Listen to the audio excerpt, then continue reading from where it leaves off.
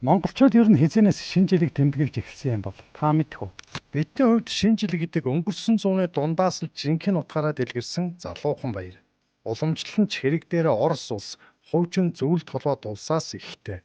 Харин сонирхолтой нь Оросд ч өөрөө шинэ жил түүхэн хувьд залуухан баярт тооцогддог. Жилийг 1-р сарын 1-ээс эхлүүлдэг уламжтыг их Петр хаан олгосон бөгөөд тэр үеэс л огноо солих нь нэгэн ёсны арга хэмжээ болж эхэлжээ. Хамгийн анх Ёлк хэмээх шинэ баярыг их зохиолч дээр нацагдорж тэмдэглэсэн байдаг.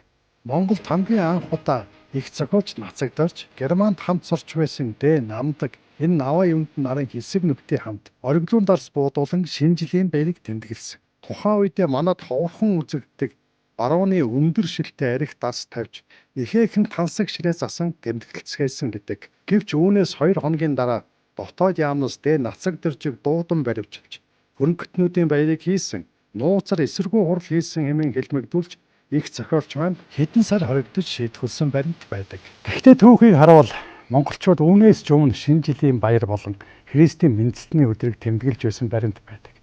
Жишээ нь 1900 онд Монголд амьдардаг дайн улсын иргэн гэртээ шинэ жилийн баяр тэмдэглэж байгаа нь энэ зураг дээр харагдаж байна.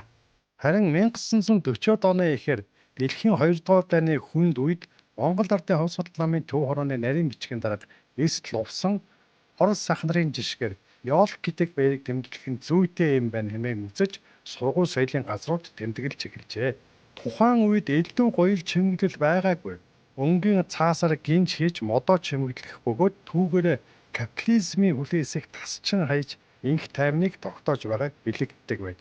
Харин хөдөөд Ёлкд ихээхэн ач холбогдол өгч сумын клуб улаан болонд өгсөн залууг цуглав. Өвлийн үгэн ойн амьтдаа дагуулan ирж онд суулгахтан сургаж тэргүүний хүмүүст бэлэг өгдөг байжээ.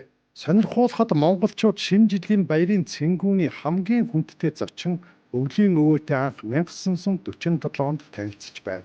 Өвлийн үгний дүрд бүгднийх Монгол ард улсын ардын жүжигчин Гомбо Сүрэнгүй 28 настай байхдаа сонгогдож тасралтгүй 50 жилийн турш энэ дүрийг амьлуулан та бидний дунд хоногшуулсан билээ.